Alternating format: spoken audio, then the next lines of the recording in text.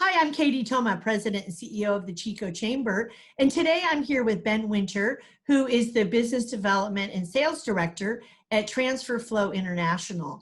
And Ben also will be the Chamber Board next year, which we're excited about. But, I asked Ben to come here today because Transfer Flow is a local manufacturer. And and their business is one of those businesses I like to say is out at the airport, whatever that means.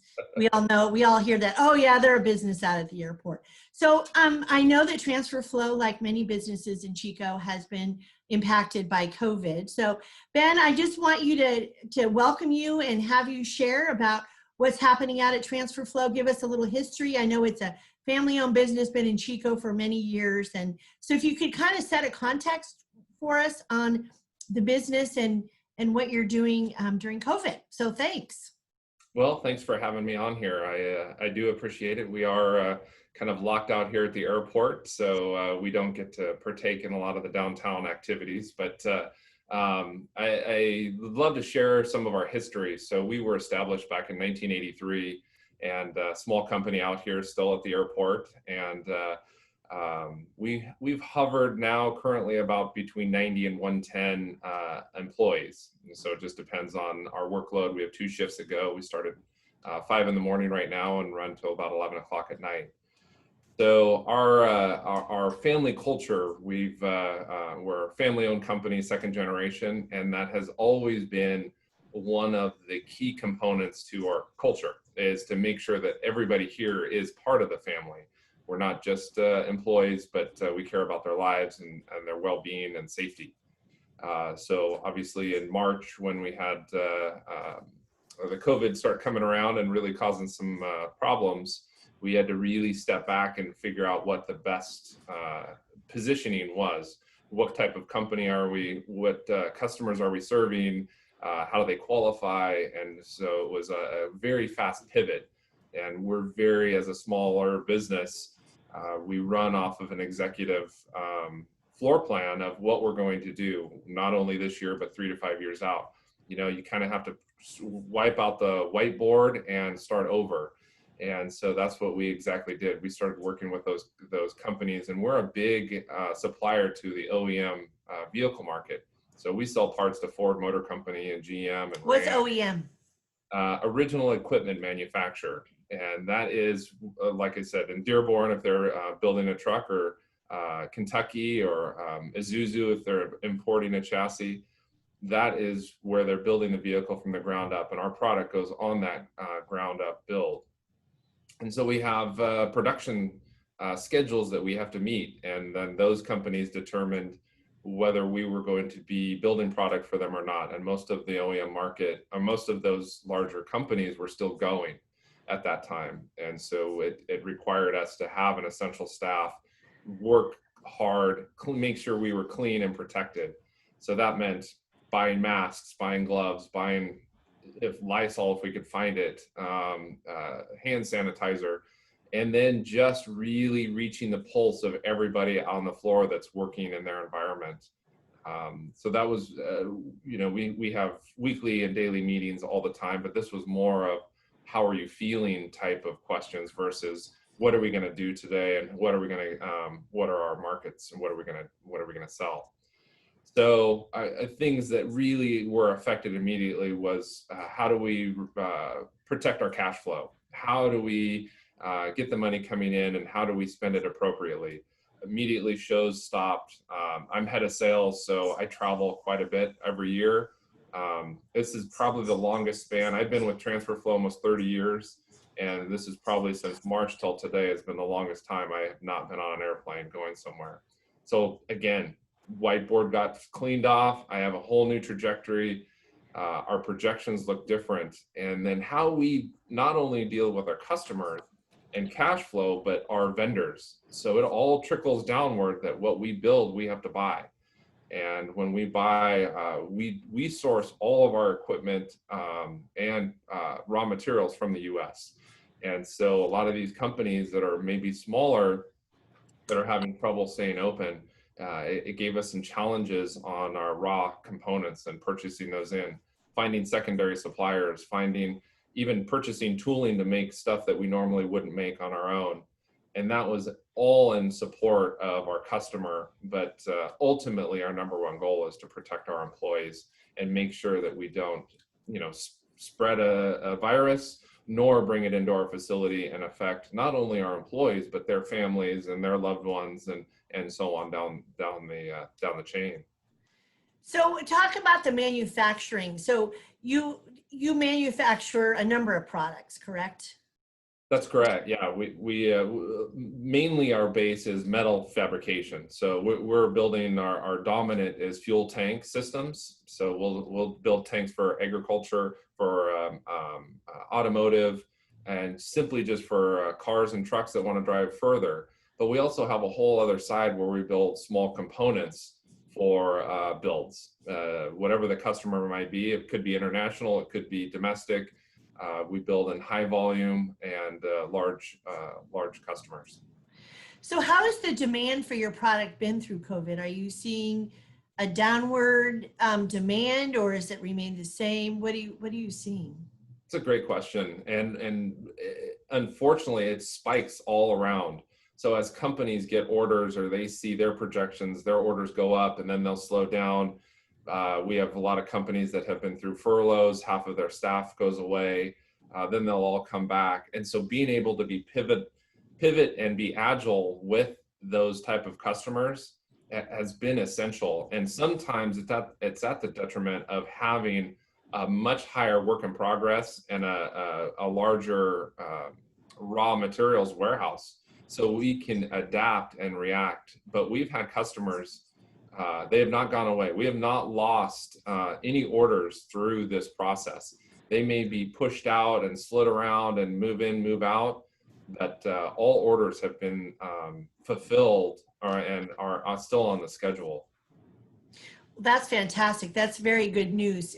It's challenging on the back end with manufacturing and acquiring the raw materials, and the fact that you acquire your raw materials, within the U.S.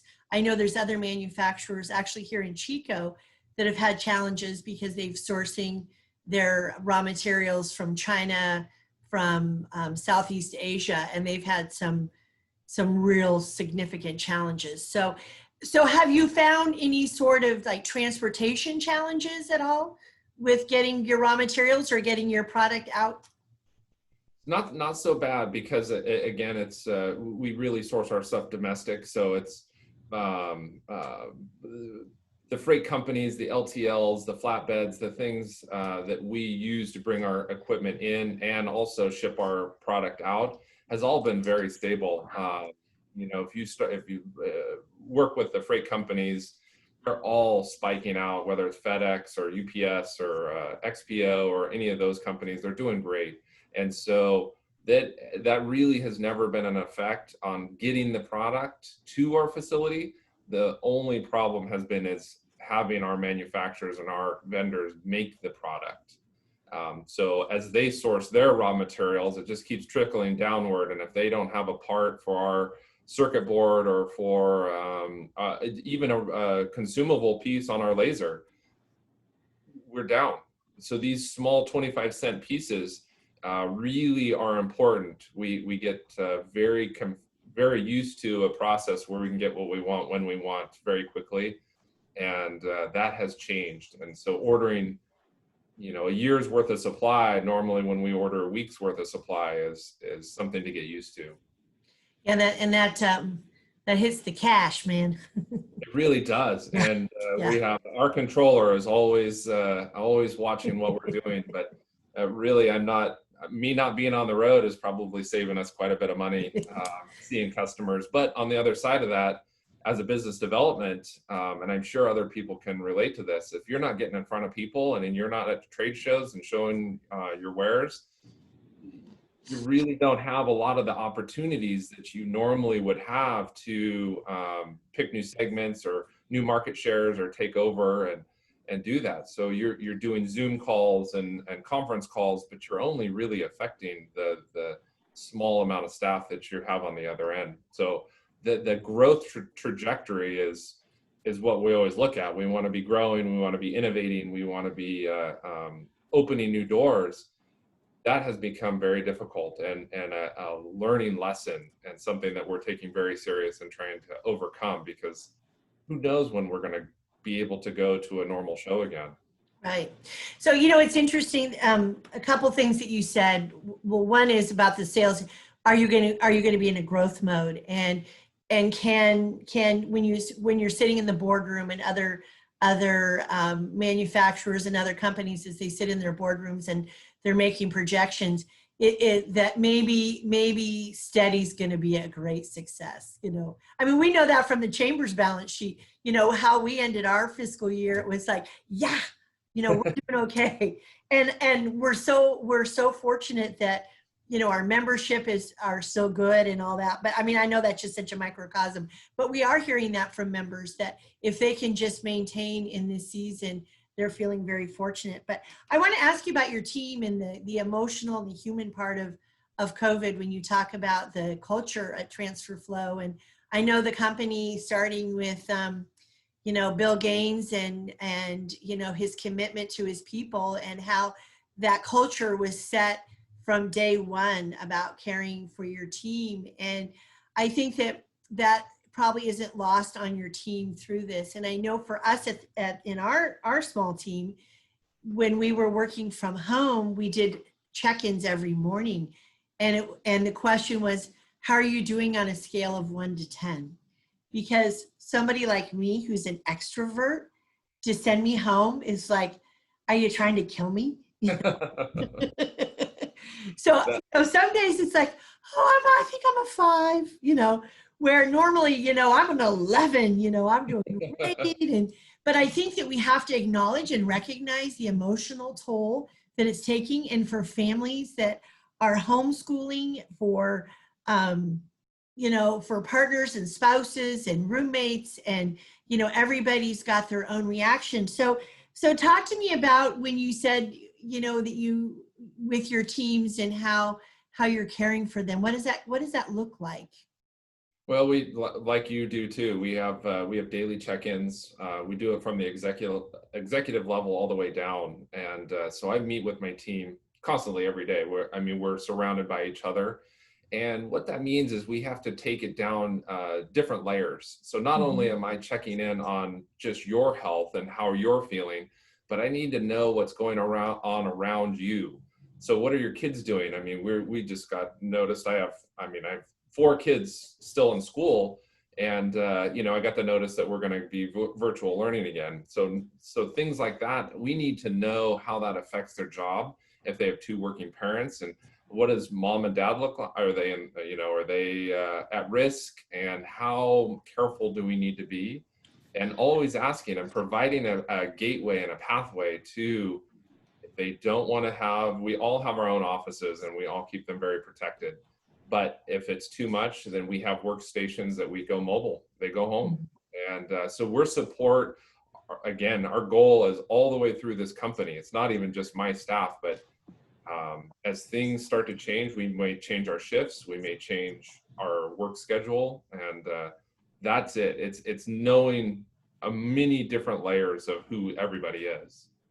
Well, I just have to tell you that I really admire that. And, you know, that's how you're going to keep your employees during COVID and keep them engaged. And to be able to have that ability to have some flexibility is tremendous. So Ben, I just want to thank you for coming today and sharing what's happening in the manufacturing world and life out at the airport, where there are so many manufacturers that nobody even knows about.